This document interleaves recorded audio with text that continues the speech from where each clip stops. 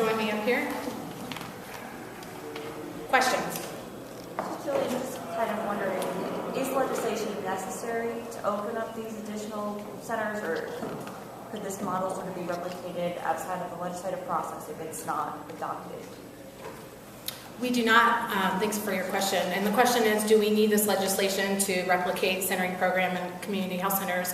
The answer is no, we do not. What we do need is the state's investment to speed up that process. I think community health centers operate on such a thin operating margin that we need these dollars to go through the certification process, get trained, ramp up staff, hire staff, that additional staff we may need to help facilitate the groups.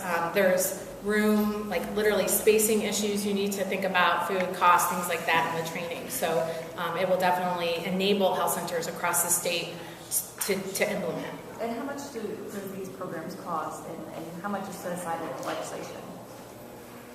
The legislation appropriates $100,000 the legislation appropriates $200,000 over 3 years.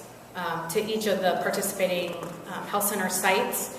And I think it largely, in talking with folks that have implemented health centering programs and community health centers already, it will be for staff costs. But also, can you speak to the training startup costs?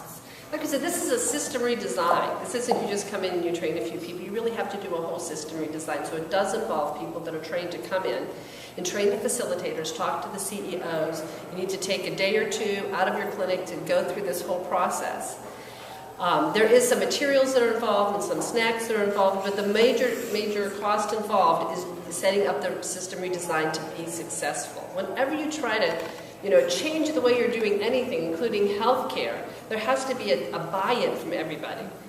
And it can't just be a buy-in from one person that walks in and says, wow, this is a really great program, I think we should do this. You can't do it by yourself. You have to have everyone involved, and everyone has to be trained.